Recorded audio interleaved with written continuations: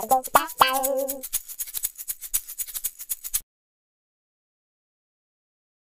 everybody. And welcome. Are you all rolling cameras? Yeah. We're all rolling. So, Mark, tell us about your career. How did it all get started? It got started when I was expelled from school, 15 in Doncaster, because I was making throwing knives in the metalwork room and coins actually, and I had master keys for all the rooms in the school. So my dad got a phone call from the headmaster saying, "Your strange son is, you know what I mean? He's obviously a threat to society." And so I left school with really no prospects. So I went into the rag trade for a while, and then I was working the working men's clubs. So I was singing in the working men's clubs from about 16 to 17 years old. That propelled me into doing extra work at Granada Television, Yorkshire Television. And then I went to London, and my first West End show was a show called Dean, about the life of James Dean.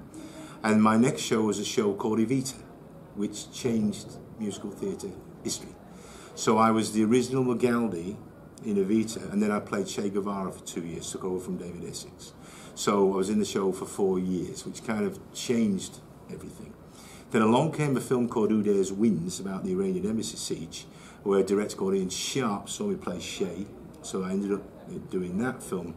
And I wanted to move from the musical side to straight acting. So I was out of work for a bit, and my management was going mad because they were going, you know, do another musical because that's what you're now known for. And I wanted to create a part in a straight show, which, you know, could make my own. And along came a show called Robin of Sherwood. So I ended up playing Nasir the Saracen for 3 years, and I ended up creating this character which holds the record for killing most people in 1 hour of family viewing in the UK.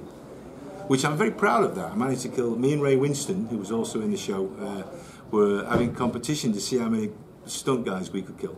And so I ended up, Mary Whitehouse didn't like it, they nearly got the show taken off the air because of the, you know, the violence and the black magic and everything. So 3 years in Robin of Sherwood, and that was really how my life changed. And then I did everything. I played 3 different bad guys in the bill, because they kept running out of bad guys, so they kept calling me up and saying, "Can you be another bad guy?" So they'd stick a moustache on me or something. You know. So after doing 3 episodes of the bill, playing 3 different characters, I decided it was time for me to move. So I moved to Los Angeles in '97, and I basically never looked back. I've had 20 years there of the most insane work, which has ended up with me doing 10 years on Transformers films with Michael Bay. And I've been everybody on that. But I've choreographed films like First Night. That's where Sean Connery first spoke to me. He said, "Who are you? What do you want? And get out of the way." So he was very, you know what I mean. Jason Connery, of course, his son, who is a very close friend of mine from Robin of Sherwood. We joke about it still to this day. So that's been my mad eclectic career. I've written 3 books about the psychology of tarot cards. One of the bestseller, Wild with Tarot. Autobiographies. I've written for DC Comics. I've written screenplays, and I've had 40 years in this insane business. And while I was just in New York, I literally just came from Amsterdam, New York, Las Vegas to do a Transformers show, back to LA to do a play reading, and back here to come to this. I wrote to a director called Harold Prince, who is probably the legendary man on Broadway, who created the Broadway musical as we know it today.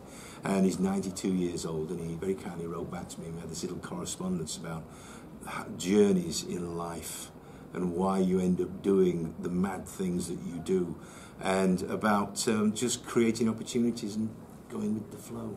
And you're at MCM today. What's your relationship with the audience? Is it lovely to be able to interact with them and meet the fan base, basically? I wouldn't be here if it wasn't for the very famous people and talented people I know who have literally given me advice and given me 5 minutes of their time. And if we've got a minute, I'll tell you a little story. 1981, I was walking through Soho, and I passed this guy on the pavement, and it was Anthony Hopkins.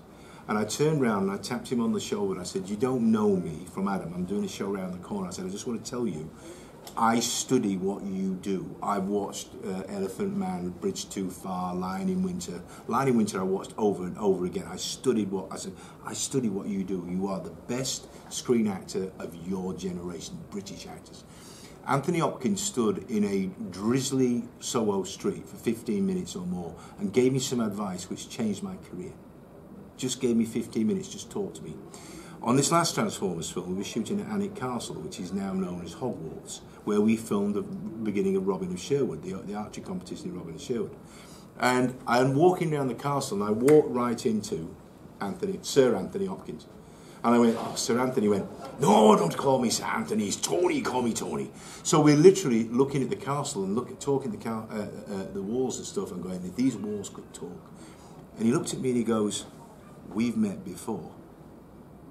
I went, well, it was a long time ago. I don't expect you to remember. I mean, it was like 1981 or something. I was doing Evita and I stopped you. He went, was it the Strand or was it in Soho?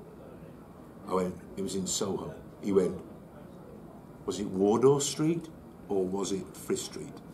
And I said, it was Wardour Street. And he went, what did I tell you?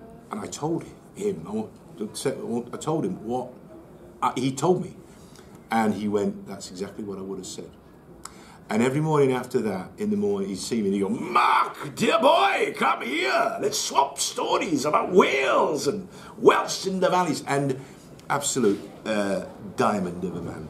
He's not the only one. Over the years, people have just stopped and given me their time. My responsibility here is to give every one of those fans that moment where they go away and go, wow, that's never going to happen again.